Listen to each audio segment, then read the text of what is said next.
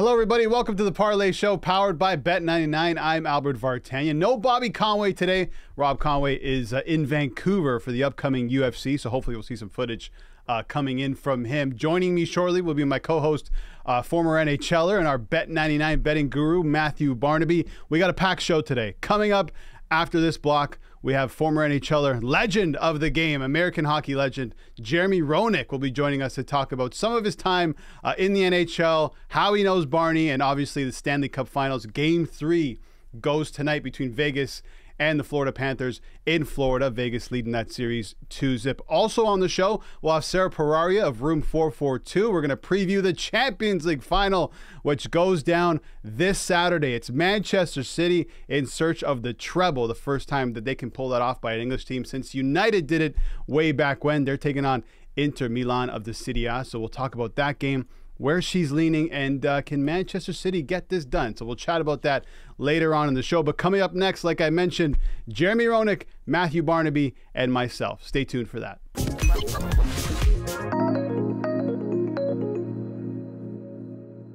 All right, welcome back to the Parleh Show, powered by Bet99. Now time to introduce our next guest, and it's a very special guest. He's played 20-plus NHL seasons, 500-plus goals, one of only 5 Americans to do so, by the way. 1,200 plus points, over 1,300 games played, 9-time All-Star, Olympic silver medalist, USA Hockey Hall of Famer, and now co-owner, of Whiskey in the Wild. It's our pleasure and honor to bring in Jeremy Roenick. Jeremy, how are you? I'm great. Always a good day when I get to speak to my buddy Barney and get on the podcast with him, because I think we're like two peas and probably the only pod of our kind. So I'm totally enjoying it. So when did you guys first meet each other? Say again? I said, when did you guys first meet each other? When he kissed me on the ice in Buffalo back in the 90s, which took me by surprise. But he was such a good kisser, I had to like him right from the start. So, and I think I liked him because he didn't use the tongue at that point yet. We were too fresh into relationship. So, yeah. I'd say Albert, you know, we obviously played totally different styles and same styles at the same time. He was obviously a much more talented player than I was, but also brought the energy and feistiness of a fourth line player as a superstar. But the stats and everything that he's done doesn't tell the whole story. I was just with Jeremy. We've got to know each other so much over the last few years, doing things for charity, whether it's Alzheimer's, heart and stroke, different things. And Jeremy's just a terrific people person and just cares about people. And just a short story. First of all, he's in Europe right now. And I asked him to come on yesterday, and he's like, well, I'm going to be at dinner at this time. I'm like, don't even worry. You're in Europe. Don't worry about coming on the show. He's like, no, I really want to come on the show and be there for you. And that's just the kind of guy he is. We were in Moncton, flies in at 5:30 in the morning after delay after delay after delay with Air Canada. The guy is up at 7:30 the next morning playing with sponsors that honestly, he had a free get out of jail card to sleep in. Jeremy played golf, made everyone's day, and just a terrific person that I'm really, really fortunate to call a friend. Thanks, Barney. I appreciate it. But I almost made the wrong mistake after I flipped the golf cart on the 18th hole, which probably wasn't a good thing. And I almost killed one of our sponsors. But he still likes me, and we had a fantastic time. But, you know, Barney, I love our friendship, and I appreciate you know everything that you said, and it means a lot to me. That's, you know, my friends mean the most to me, and it's and my fans mean the most to me. It's what's important in this world. This is so different to me because before I came on here, I YouTube Matthew Barnaby against Jeremy Roenick. I think it was 95 Buffalo against Chicago. Was that the first time you guys met each other on the ice? I think so, because Barney, when did you come into the league? Right around that time, right? 94, 95? 94, 95. So yeah, it was. Yeah, and I came in 88, so I was towards the end of my Chicago days at that time. But you know, you have an appreciation for the way people play and their style of game and the way that they play for their teammates. And you know, Barney was always one of those guys that would do anything to win a game and anything for his teammates.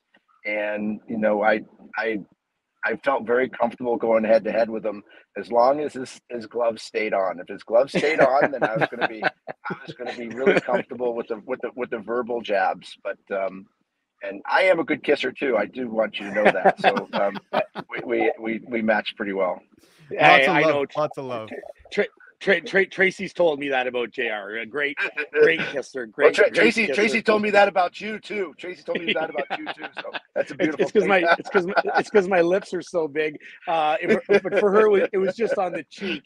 JR, I need you to tell the story of playing in Hull, but was going to college and how it all unfolded. How you became and literally played junior hockey about an arm's throw away at Robert Gurton Arena back in the 80s.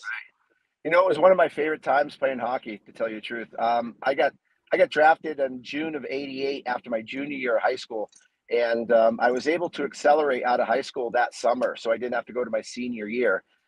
And just really quickly backing up, when I was 14, Wayne Gretzky asked me to play for Hull. It actually took me out to breakfast, took me to a game. When I was 14, tried to convince me to go major junior route, which I ended up saying no. I went high school, which is hard to do to Wayne Gretzky. But then in that summer of '88, I couldn't come to a contract agreement. The Chicago Blackhawks were offering me $95,000 to play in the league as a first-round draft pick. We didn't feel that was good enough. So come September, it was either I go to school at Boston College or I take the $95,000 and go to Chicago.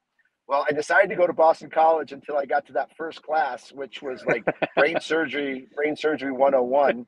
And the teacher in the first 5 minutes threw out a syllabus. And I didn't know what a syllabus was. I'm like, what is, are we getting tested here? What's going on? And I'm in a 50-person amphitheater sitting right on the row, on the exit row. And I said, syllabus. It was like this thick. It was like 50 pages long. I'm like, this college is not for me. I walked out. I left my books in the class, literally 5 minutes in the class, and I went and called my agent. I put a quarter in the payphone. That tells you how long ago it was. And I said, Hey Neil, did you talk to Chicago today? Are they offering any more? He's like, nope, 95,000. I said, that's good. We're taking it. Let's go. And he said, Jeremy, we've been saying no to 95,000 for 3 months. I said, 3 months ago, I didn't know what a syllabus was. No way. I said, my dad makes 85. I make 95. I think I'm ahead of the game right now. So I made the team the first year. I had a great camp, and I played 4 games and did not play very well in the first 4 games. And Mike Keenan goes, you know what? I think you need a little tutelage. And so I got drafted last pick in the Quebec League by Hull, and I got drafted last pick by the Sioux in the Ontario League, and Keenan gave me the choice. I chose the Quebec League because it was more offensive. I knew it better, and I went there and had one of the greatest times playing hockey in the Quebec League, and I just lit it up. I think I had 27 games, 78 points, and ended up getting called back into Chicago in February. I had hurt my knee in January after the World Juniors. Hurt my knee. My first game back in Chicago was an emergency call-up for they had this emergency call-up option for NHL teams for juniors. Keenan brought me up. I scored my first game, which was Valentine's Day, scored my second game, scored my third game, scored my fourth game. So now Keenan didn't want to send me back to Hull. So there are 3 guys that were injured, and he told the trainer of the Chicago Blackhawks, hey, you make sure that those guys that are on short-term IR, make sure they're on long-term IR. They're done for the season. Make sure they're hurt and they can't get back. So they kept me up for the rest of the season. It was pretty funny. That's a hell of a run. Your time in Chicago, let's touch on that quickly. So, I mean, right now, obviously the Blackhawks are going to most likely pick Connor Bedard first overall. Your thoughts on him entering the NHL?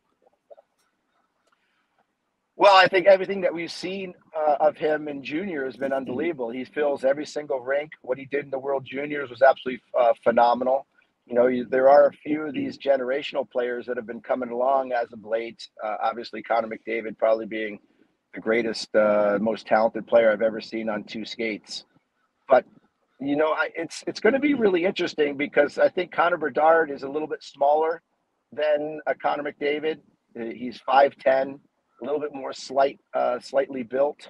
obviously he can fly. He's got the talent, and it's going to be really interesting to see how he is able to adapt to the NHL speed and the NHL size and strength that he's going to see. It was a little bit different with Connor McDavid because he was a little bit more advanced in his body and a little bit more advanced in his strength. But listen, if he's brought along smart, if they allow him to play this type of game that is going to make him flourish, he has too much talent not to be a superstar in this league. And by the way, and Barney will agree with me, you don't have to be big and strong to play in this game anymore because there's no more hitting. There's no more slashing. There's no more, fisticuffs. And you can do players that are smaller with a lot of talent have more freedom to do what they do. And I think that's just only going to benefit Connor Bedard. And I personally hope he does awesome because he's going to be in a Blackhawks uniform, which I think is not only great for the Blackhawks, but for the league. There's no more water skiing, holding on to stars, and that's what we went through. I mean, you'd hold, you'd hook, and guys like JR and Mario. I mean, that was your lifeline, and you can't do that anymore. So the more skilled players, obviously, systems have tightened up from when JR started and I started to where they are now. Defensively, it is so set, but not being able to hold these guys up certainly enables the smaller player. Yeah. It's night and day. Even to the fact where you can't slash the hands.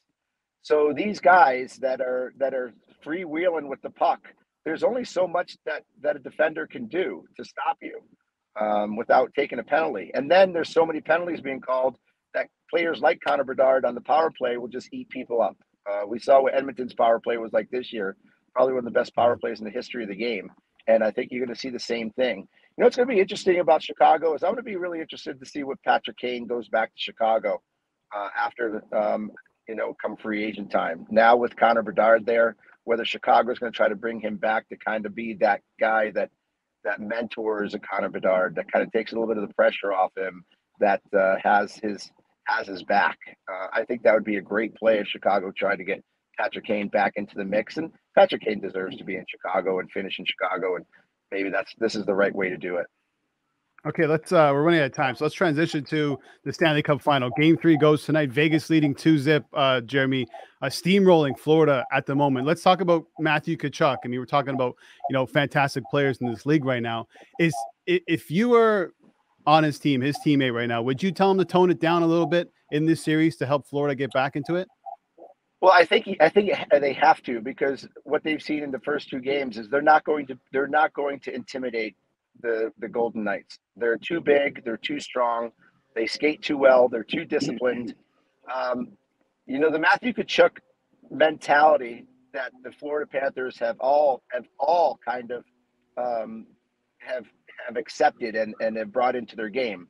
I mean, you see the way that Gudas is playing. You see the way that Sam Bennett's playing, Verhaeghe. I mean, it is to a T. They are playing a Matthew Tkachuk style game. Right.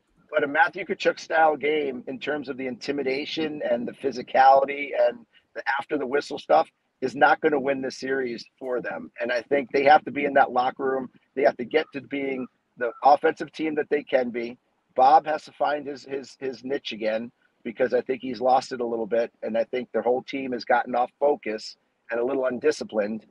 So I think this tough guy mentality that Florida has been able to get through the first 3 rounds with is not going to work. And if they don't change it quick, this is going to be a very, very short series, and Vegas Golden Knights are going to be the Stanley Cup champions. So yeah, I do think it's time to put the talent ahead of the grit in this situation. Yeah, power Barney, play. are you with Jeremy on that? Yeah. Yeah, power play is way too good for Vegas. It's okay to take a penalty if it's a good hard check and you might come up a little high, but the punches after the whistle, the cross checks, the hits from behind, I mean, those are going to kill you. And with a guy like Marchessault that has 12 goals in his last 12 games, Eichel's on fire. Too much talent on that power play to give them free chances. And listen, you don't want to change Matthew Tkachuk. He's a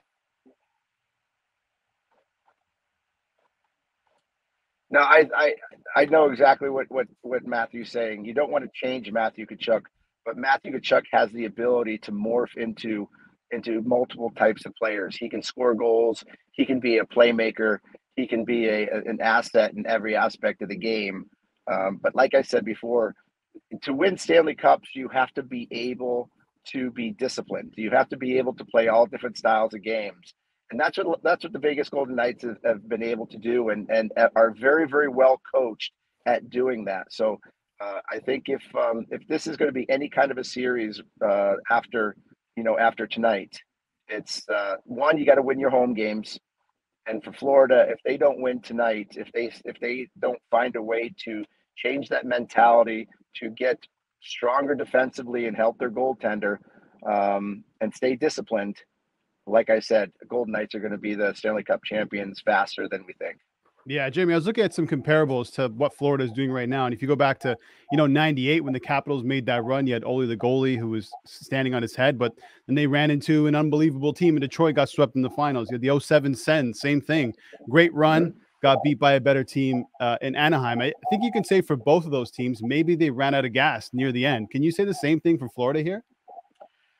I don't know if they're running out of gas. I do think that there's a type of game that you can play, that you can be successful in, and you can play certain teams that are able to be pushed out.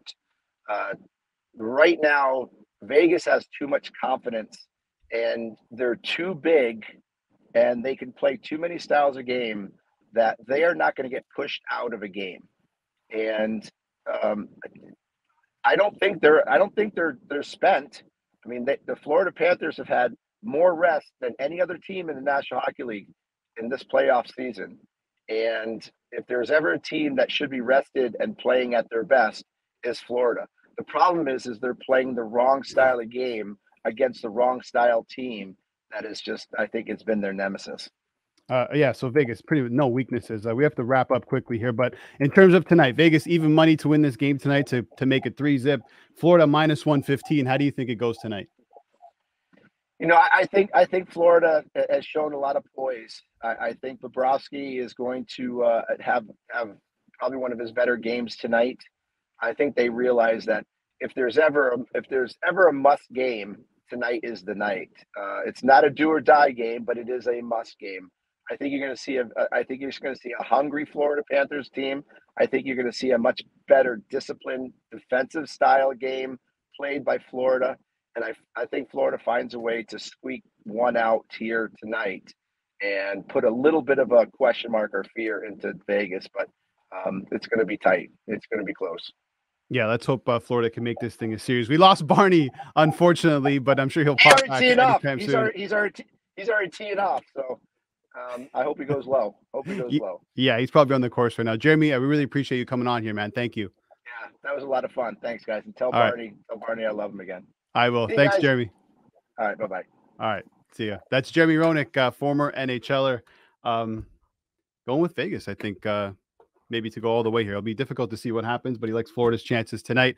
Once we come back, we'll bring back Barney. We'll get his best plays of the night, so stay tuned for more Parleh Show powered by Bet99.